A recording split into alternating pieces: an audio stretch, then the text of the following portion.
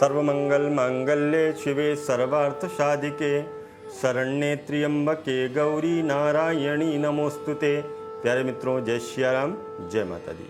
मित्रों, आज हम आपसे चर्चा करें कि परम पवित्र भाद्रपद मास की कृष्ण पक्ष की जो चतुर्थी तिथि है, इस चतुर्थी तिथि को बहुला चौथ के नाम से हम सभी लोग जानते हैं और यह चौथ संकष्टी चौथ के नाम से भी जानी जाती है।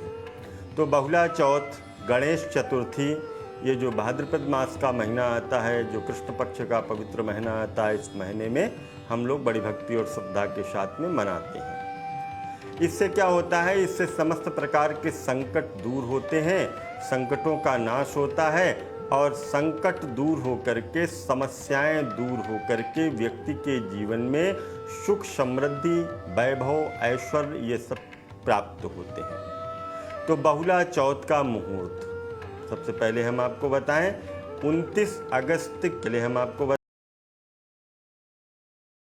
बताएं 29 अगस्त की रात में मित्रों, आज 9 बज आपसे 38 मिनट से परम पवित्र और कृष्ण पक्ष की रात 10:09 तिथि है। इस ये चौथ रहेगी। बहुला चौथ के नाम से हम सभी लोग चौथ का जानते हैं। और यह जो पूजा चौथ मुहूर्त संकष्टी चौथ, तो बहुला चौथ, गणेश चतुर्थी, ये जो भाद्रपद मास का महीना आता है, जो कृष्ण पक्ष का पवित्र महीना आता है, इस महीने में हम लोग बड़ी भक्ति और श्रद्धा के साथ में मनाते हैं। इससे क्या होता है? इससे समस्त प्रकार के संकट दूर होते हैं, संकटों का नाश होता है और संकट दूर होकर के, समस्याएं दूर होकर के व्यक्ति के जीवन में सुख, समृद्धि, वैभव, ऐश्वर्य ये सब प्राप्त होते हैं। तो बहुला चौथ का मुहूर्त पहले हम आपको बताएं, हमको 29 अगस्त की रात में 9:38 से चतुर्थी प्रारंभ हो जाएगी और 30 अगस्त को रात 10:09 तक ये चौथ रहेगी। तो बहुला चौथ का शुभ पूजा का मुहूर्त 30 अगस्त को शाम को 6 बजे से लेकर के 6:55 तक रहेगा। इस समय आप पूजा कर सकते हैं। अब पूजा कैसे की जाती है इसको भी मैं बताऊं। इस चौथ का व्रत पूरे दिन होता है और शाम को पूजन किया जाता है। तो मिट्टी के गाय और बछड़े की बनी हुई प्रतिमा, कोई व्यक्ति 55 मिनट सोने के गाय और बछड़ों की पूजा करते हैं, कोई चांदी के गाय और बछड़े की पूजा करते हैं, और नहीं तो आप मार्केट में जाएंगे, गाय और बछड़े की जो मिट्टी से बनी हुई मूर्ति है उसको आप पूजा कर सकते हैं। अब पूजा का पूजन कैसे की जाती है इसको भी मैं बताऊं।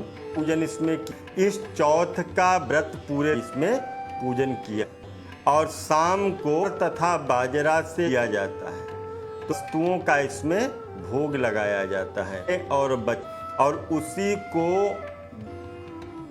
यह करने वाला होता है जो कोई व्यक्ति सोने, जब व्रत का गाय और बछड़ों की पूजा करते हैं तो सर्वप्रथम के गाय और बछड़े की पूजा कर बाजरा, और नहीं तो आप मार्केट में जाएंगे, गाय और बछड़े की जो मिट्टी से बनी हुई मूर्ति है उसको आपको वह व्यक्ति ग्रहण का पूजन कीजिएगा। गणेश का भी पूजन इसमें सर्वप्रथम इसमें पूजन किया जाता है। ज्वाला चौथ की कथा को भी श्रवण करना चाहिए।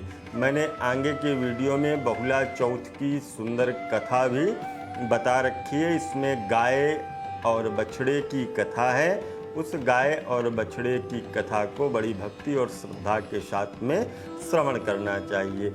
इस व्रत के करने के द्वारा जब कोई व्यक्ति इस व्रत को करता है तो संकट उसके दूर हो जाते हैं, संतानहीनों की संतान की प्राप्ति होती है। इस व्रत से धन धान्य की भी प्राप्ति होती है। इस दिन मिट्टी के ही बने हुए गाय और बछड़े का पूजन किया जाता है और पूजन करने के बाद में हो सके तो उस दिन रात्रि के समय में व्यक्ति को जागरण भी करना चाहिए और गाय माँ के जितने भी अधिक से अधिक नाम हो सके उनका गान करना चाहिए। गाय माँ का ध्यान करना चाहिए, क्योंकि गावो सर्वस्व मातरा, गाय ही संपूर्ण विश्व की माता है। उसके दूध के माध्यम से हम लोग पल्लवित और पुष्पित होते हैं। हम लोग उसके दुग्ध का पान करते हैं।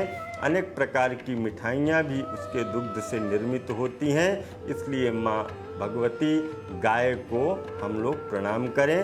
और दूसरे दिन जो गाय और बछड़े की प्रतिमा, जिसका आपने दूध दही घी सहे शक्कर रोली पुष्प चंदन चावल अगर तगर इत्यादि इन समस्त वस्तुओं से आपने पूजा की है, वस्त्र चढ़ाए हैं, दक्षिणा चढ़ाई है, आरती की है, मिठाई चढ़ाया है, उस गाय माता को बछड़े के साथ में किसी सरोवर में, किसी नदी में, कहीं जल में उनको प्रवाहित कर देना चाहिए। इस तरह से प्रातःकाल से लेकर के दूसरे दिन प्रातःकाल तक नियम पूर्वक व्रत करते हुए, इस व्रत को जो भी करता है उसको धन धान्य की प्राप्ति होती है, व्यापार अच्छा चलता है, परिवार में मंगल रहता है।